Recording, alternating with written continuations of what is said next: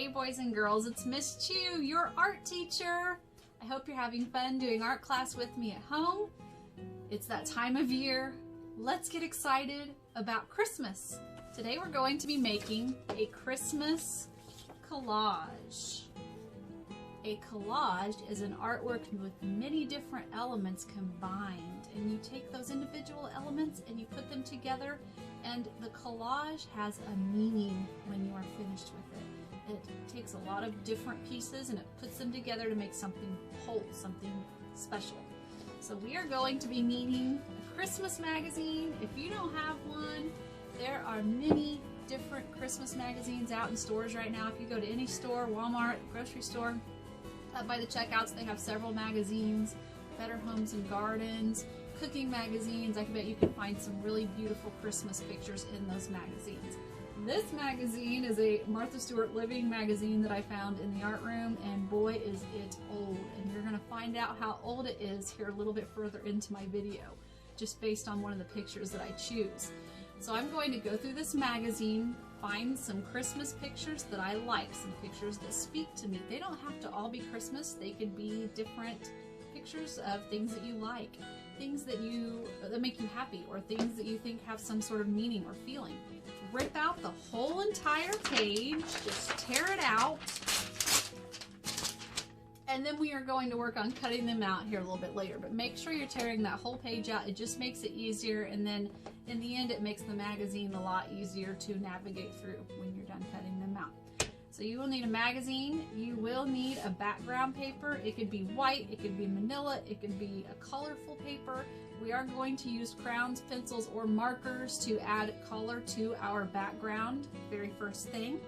You will also need scissors and some sort of glue. If you don't have glue, use tape. It's okay, just use what you have at home.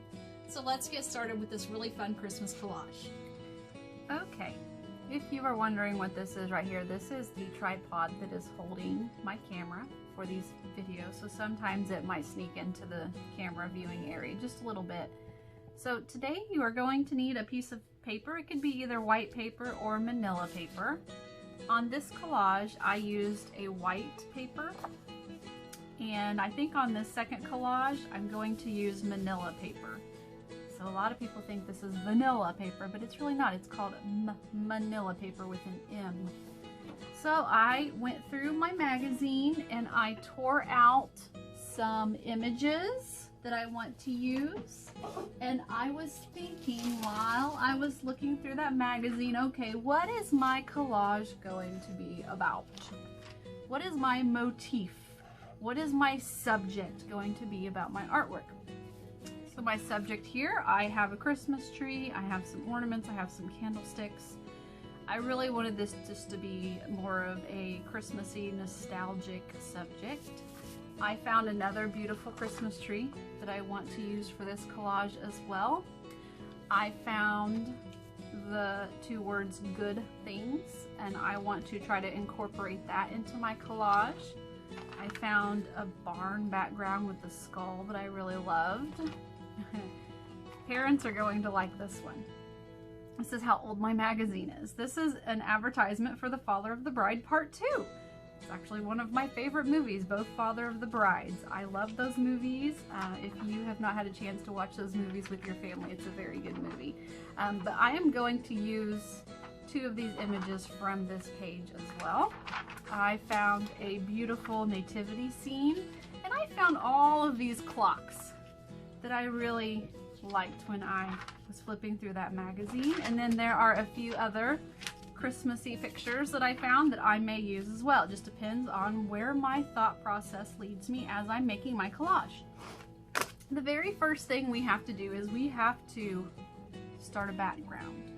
So we are going to use crayons, we are going to use markers, colored pencils, whatever you have on hand, to complete a background before we start adding the elements to our collage. On my completed collage, my example, I used an olive crayon and I went back and forth, back and forth, back and forth, and then I added some blue stripes and some brown dots. It was a very simple pattern. So think simplicity, think repetition, and I'm going to look at my images and The colors that I want my background to be, they're probably not going to be too similar to all of my images because I want it to be contrasting. I want it to stand out from my images that I'm putting on my collage. So I'm going to choose, let's see, I'm going to choose this soft bluish gray. Oh, that's just gray. I thought it was a bluish gray. Here, this is what I'm looking for right here. This cadet blue. I'm going to use this cadet blue and I'm just going to add just a little bit of color into my background. I am not doing straight lines with this background. I am going all sorts of different directions.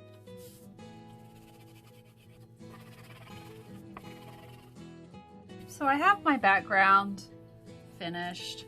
I just want you to think of this like a wall in a room. Before you put pictures on a wall, you want to make sure that your wall is finished, whether it's wallpaper or it's painted. So you want to make sure that you get that background finished before you start adding the elements of your collage. Okay, I'm happy with that. It's just a nice consistent pattern all over the background just to give those little empty spaces here and there some color or some design. I went ahead and I picked out all of my pictures from my magazine. I tore them all out. Now I'm going to do some cutting. I'm just going to speed up the video during this cutting part so I can get all of my images cut out at the same time. And as I'm working, there might be a few images that I need to go back and get to add more to my collage, and that's okay as well. I'm going to start with my very first photo, what my motif is going to be about. It's my Christmas tree. I'm going to start cutting and then I will see you in just a minute.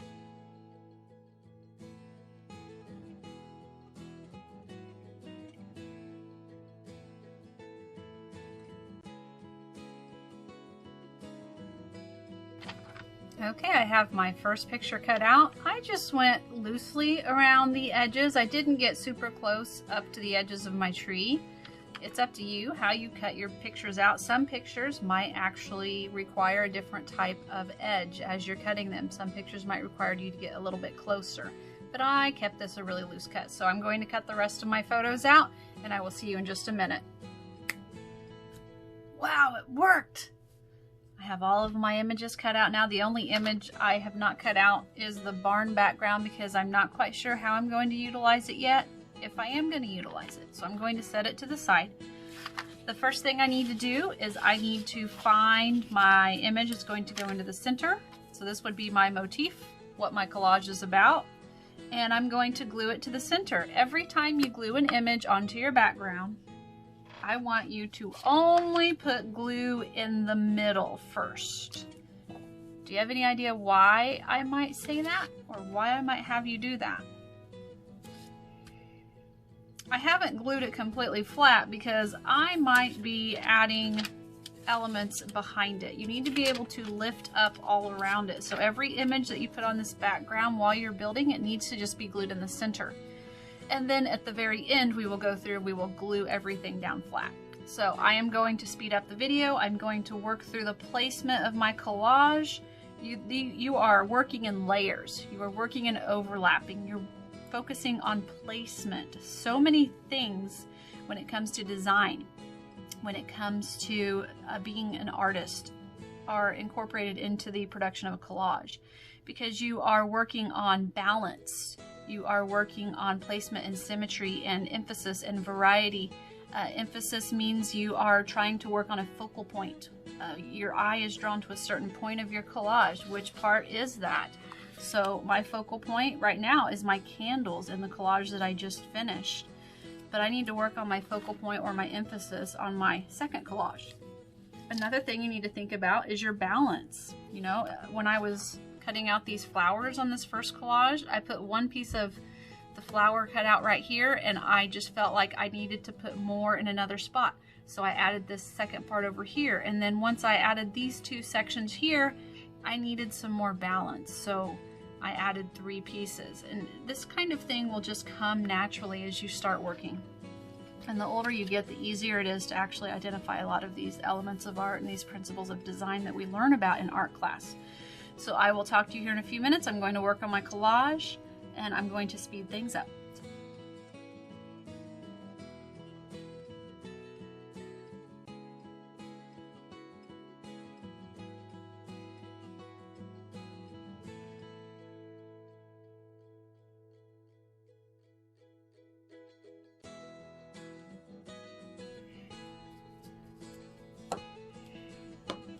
One thing I do want you to be aware of, if your pictures are overhanging the edges, all you have to do is flip your paper over and trim it based on what is being left out. So you will see me do that several times because I like to add a lot of images that are running off of the edge of the page. So you're just going to trim it flush with the paper. Flush means that it's even, it's level with that paper. I'm going to trim this side here so you can't see it when you flip the paper over. There we go. There we go.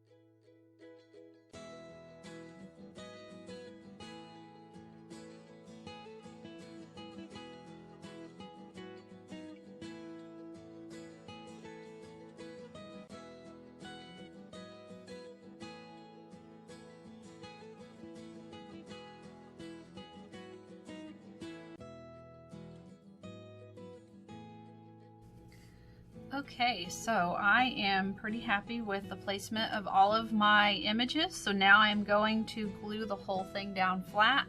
By doing that, I'm just going to start at the top layer, which is the layer that's on the top, and I'm going to add glue to as much of that paper as I can just to glue it down flat. So as you can see this little flower, I'm just pulling it up, adding glue to it. My fingers are going to get a little bit sticky, but that's just part of it. It's part of the job.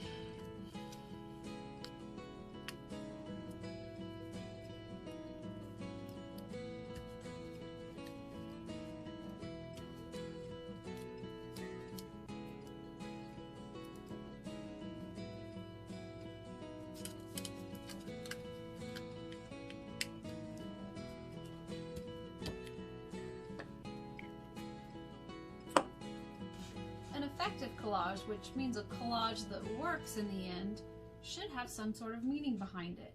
You should be able to tell a story about your collage. You should be able to talk to somebody about what it means. A person should be able to look at your collage and try to guess the message you are trying to explain to them through your collage.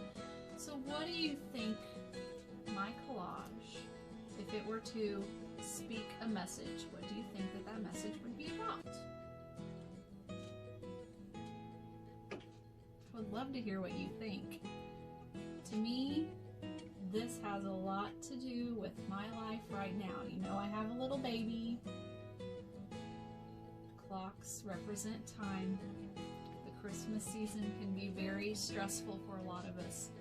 We can think about the bad things more than we can think about the good things. So I want this to be a reminder, especially to all of the grown-ups out there. Think about the good things, because we only have so much time. Thank you for joining me for another fun Christmassy art lesson today. Again, I can't wait to see you back in the classroom. Have a great, wonderful rest of your week, and I'll see you soon.